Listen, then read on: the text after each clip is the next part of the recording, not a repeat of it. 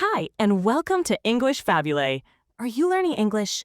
Great. Let's learn English with a very interesting story. Don't forget to subscribe, like, and comment. Let's get started. On August 23, 2025, President Donald Trump made a very important and dramatic announcement. He said he planned to send National Guard soldiers to two large American cities, Chicago and New York. This was a big and new step for federal power in the United States. Many people said it showed the president was using his power more than ever before for law enforcement inside the country. Experts called it an expansion of the president's power that had not been seen before. President Trump spoke about his plans from the Oval Office, a famous room in the White House. He said this decision was part of his ongoing crime crackdown, a tough plan against crime in cities. This plan started before in Washington, D.C. There, he took control of the city's police force.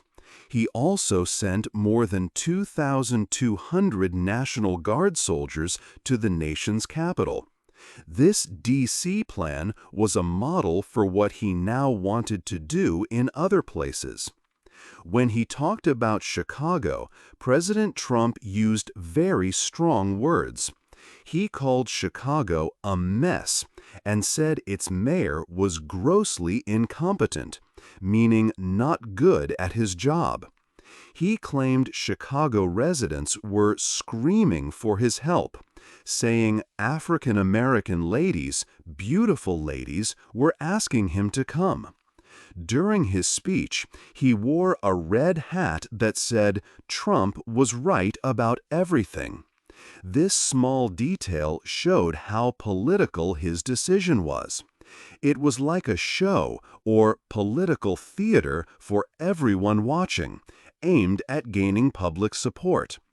This decision to send soldiers to Chicago and New York creates a big problem for the country. It sets the stage for a major conflict. This conflict will be between the federal government's power, led by President Trump, and the power of city and state governments. It means a fight over who controls the cities and their safety. This situation could deeply change how America works. It will be a very important test for the future of the country. 2. A plan for the cities. The plan for how the federal government would act in cities like Chicago and New York first took shape in Washington, D.C. This capital city became a clear example or a model for future actions. Earlier this year, President Donald Trump took a very important step in D.C. He decided to take direct control of the Metropolitan Police Department, which is the local police force for Washington, D.C. This was a highly unusual move. President Trump explained that he believed there was a serious crime problem in the capital and that federal action was needed to fix it. To support this new control, many soldiers were sent into the city. Nearly 2,000 National Guard members arrived in Washington, D.C. These troops came from several different states, especially those with Republican governors. At first, officials from the Pentagon had said that these National Guard members would not carry their weapons while on duty in the city. However, this policy quickly changed. Defense Secretary Pete Hegseth soon gave a new and important order. He announced that National Guard troops patrolling the streets of D.C. would now be armed with their standard service-issued weapons. This decision to arm the troops was a critical turning point. It greatly changed the nature of the federal intervention. A defense official clarified that arming the troops was consistent with their mission and training, suggesting a more direct role in maintaining order. The sight of armed soldiers on city streets was a significant change for D.C. residents. Washington, D.C.'s unique legal status allowed President Trump to make these changes more easily than he could in other cities. D.C. is not a state. It is the nation's capital and falls under direct federal authority. This special arrangement gives the president much more power to deploy federal forces and to oversee local law enforcement there. For example, the Home Rule Act, a specific law for D.C., has provisions that allow for presidential intervention during declared emergencies. These types of special presidential powers do not exist for cities that are part of sovereign states, such as Chicago or New York. This unique legal difference made D.C. an easier place for the federal government to show how it could take command. The D.C. operation, therefore, served as the template or guide for the president's plans for other American cities. 3. Is it against the law? The legal questions for Chicago and New York were very different from Washington, D.C. The nation's capital is under federal control, which gives the president more power. But Illinois and New York are states. Each state has its own National Guard. State governors usually control these troops. To send the National Guard to Chicago or New York without the governor's agreement, President Donald Trump would need to use a law called Title X. This law lets the president put National Guard units under federal control for special reasons. For example, if there is a rebellion or a big danger to the government. Experts were not sure if regular city crime was enough reason for this. They debated if crime counts as a rebellion. Another important law is the Posse Comitatus Act. This law generally stops the U.S. military from doing police work for civilians. This means soldiers are usually not allowed to act like city police officers. Legal scholars watched closely to see how the government would follow this rule. President Trump had already sent about 4,000 National Guard troops and 700 Marines to Los Angeles, California in June 2025. This happened even though Governor Gavin Newsom did not want them there.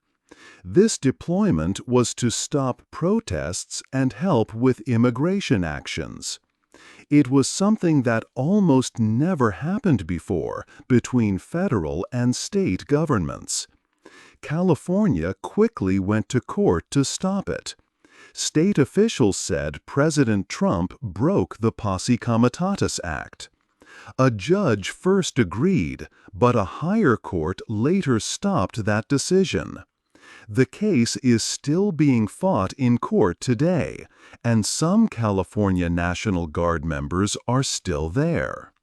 One legal expert, Gil Soffer, said that activating the National Guard in this way used to be very rare. Now it has happened in Los Angeles and was being planned for Chicago. The most extreme legal choice for President Trump was to use the Insurrection Act. This is a very strong law. It would let him send active-duty military troops to do police work inside the United States. President Trump had mentioned this possibility. He said, "We haven't had to bring in the regular military, which we're willing to do if we have to. But using the Insurrection Act would cause a lot of arguments." Many people, including those in the military, would likely resist such a move. It would be a very big step. This situation raised hard questions about the country's laws. It challenged how much power the president has and how states can make their own decisions. The courts would need to decide many of these new questions. 4. The cities say no. The president's plan to send troops was met with strong opposition. Leaders in the states and cities quickly spoke out. Illinois Governor J.B. Pritzker made a clear statement. He said his state had received no requests for help from the federal government. He also said there was no emergency. Governor Pritzker stated that the president was trying to create a crisis. He believed the president was using his power wrongly. Lieutenant Governor Juliana Stratton added that the president seemed willing to create chaos for political gain. Chicago Mayor Brandon Johnson also strongly disagreed with the president. He said the president's description of Chicago was false. Mayor Johnson showed the good parts of his city. He spoke about young people and families. He said they love and support each other.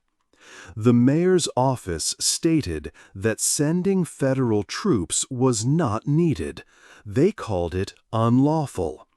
The city's legal team began to get ready for potential court challenges against any federal intervention. Many other city leaders also joined in the resistance. Democratic mayors from different places across the country voiced their concerns. They saw the federal plan as going too far. They believed it was an overreach of federal power. For instance, Boston Mayor Michelle Wu replied to Attorney General Pam Bondi. She told her to stop attacking cities. She said the administration should not try to hide its own problems by blaming cities. This swift and coordinated pushback showed a clear picture. State and local officials were united. They wanted to protect their cities from unwanted military presence. They did not want federal troops patrolling their streets. They felt using the military in local law enforcement was wrong. These leaders believed sending troops was mostly political, not truly about public safety. This strong, unified resistance increased the conflict between federal and local governments. It highlighted that the cities were ready to firmly say no. 5. A look at the numbers. The president said federal troops were needed because of high crime. But a look at the actual numbers showed something else. In Chicago, police data showed good news. Overall crime was down by 13%. Violent crime fell by 23%. Property crimes also dropped by 11%. Murders, shootings, and robberies were all fewer in 2025. Chicago was not seeing a rise in crime. It was falling. Other big cities had higher homicide rates per person than Chicago in 2024. For example, St. Louis, Detroit, Baltimore, and Washington, D.C. had more murders for their population size. This made people ask why Chicago was chosen. Washington, D.C. was another city where federal help was sent. President Donald Trump claimed his actions made a big difference. He said D.C. had gone a week without a murder for the first time in a long while. However, police data showed D.C. had already had several weeks with no murders in 2025 before any federal troops arrived. One period in early 2025 lasted over 2 weeks. Also, violent crime in Washington, D.C. was down by 27%. Murders were down by 11%. This started before federal troops arrived, so it was hard to say the troops caused the drop. New York City, another target, also saw crime go down. Its crime rates were very low for a big American city. The numbers suggested that the cities the president wanted to help were already improving by themselves. This made the need for federal troops unclear based on crime data alone. 6. The real reasons. President Donald Trump said his plan to send National Guard troops to cities like Chicago and New York was to fight crime. But many people believed there were other, deeper reasons for these actions. One main reason was about immigration control. Reports from the Pentagon, a part of the government, suggested a clear connection. They said the Chicago deployment would happen alongside more operations by federal immigration officers.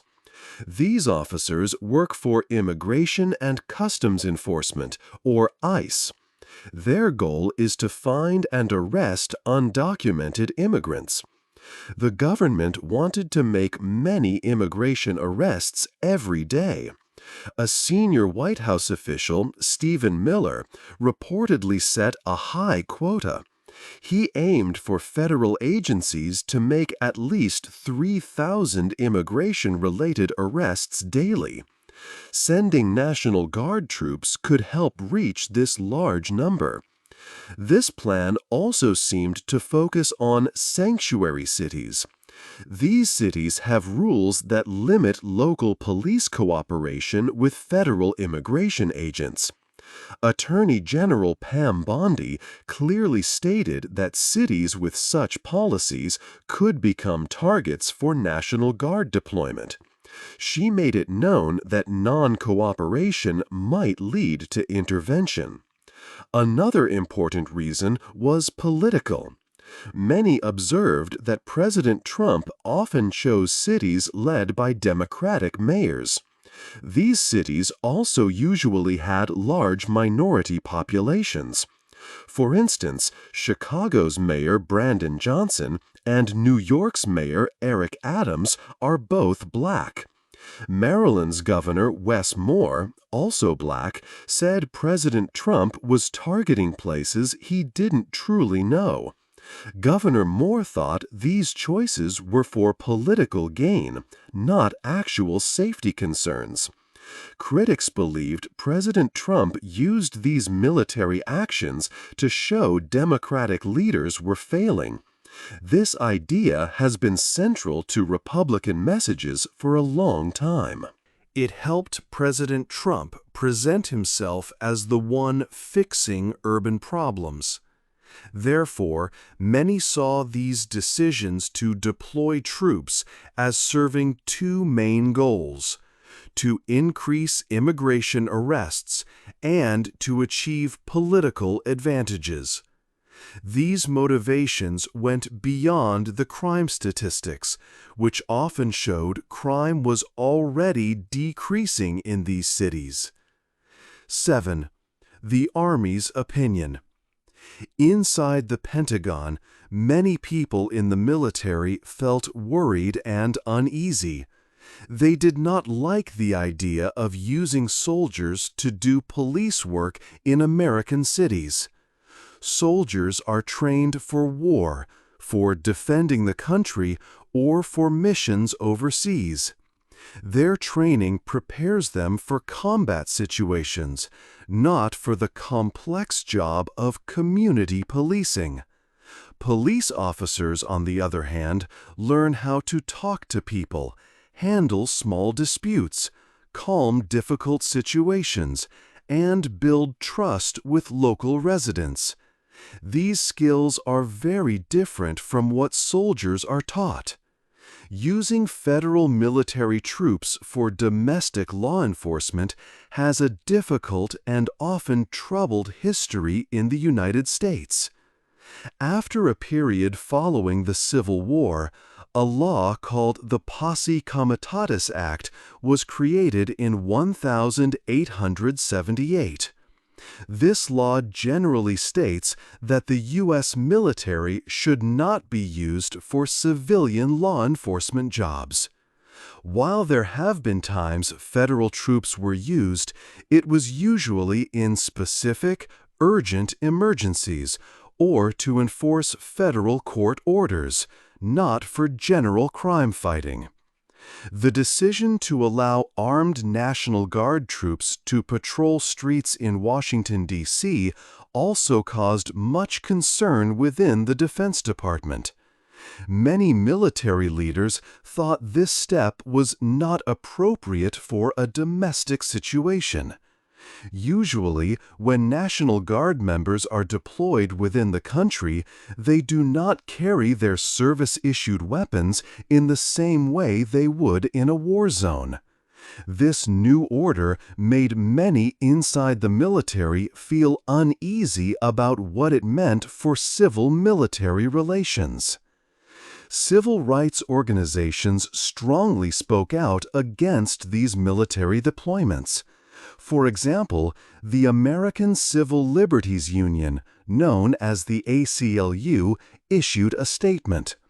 They said clearly that National Guard troops are not trained for local policing or for helping to calm difficult situations without force. The ACLU also warned that troops should never be used for federal immigration purposes, as this blurs important lines. Community leaders in the targeted cities also shared deep worries. They believed that seeing armed soldiers in their neighborhoods would not build trust or make people feel safer. Instead, it could create an atmosphere of fear and tension. There were special concerns about how this would affect immigrant families and minority groups. These communities might become more afraid to talk to local police or report crimes if they thought soldiers might be involved, especially if those soldiers were also looking for people regarding immigration. This could actually make communities less secure by reducing cooperation with law enforcement. Many felt that using the military for these tasks was posing a risk to civil rights and could harm the important relationship between citizens and the government. It raised serious questions about the future of American democracy and the role of the military at home.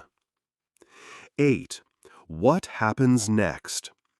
This situation, with National Guard troops going to cities like Chicago and New York, is a very important time for the United States. It is more than just a plan to stop crime.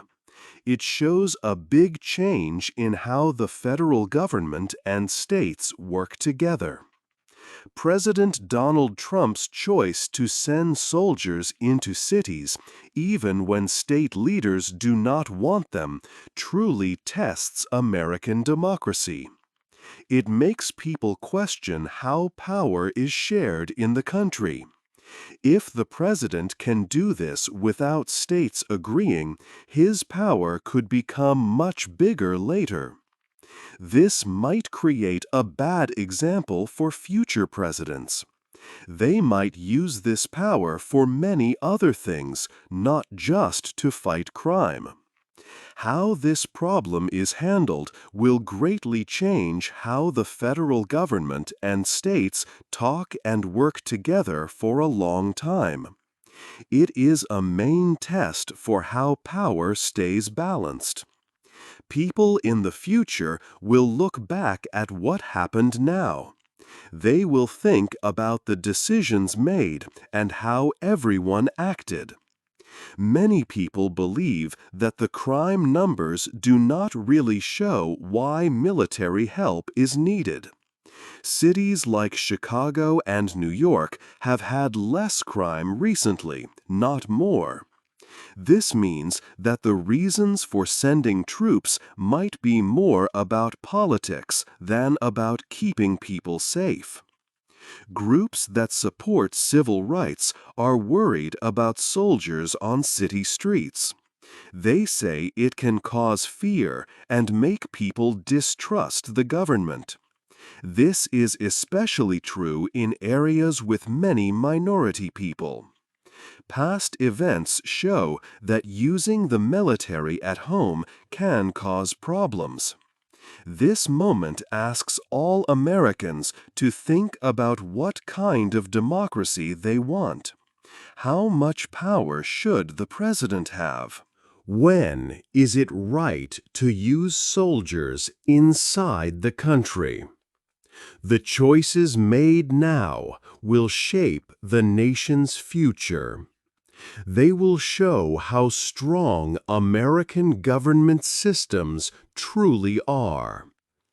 What do you think will be the biggest long-term change these actions bring to American cities? Hey there! Just a second before you go. If you learned something new today, please give this video a like, write your thoughts in the comments, and subscribe to the channel. It only takes a second, and it really, really helps to create even better English videos for you. Your support means the world. Thank you.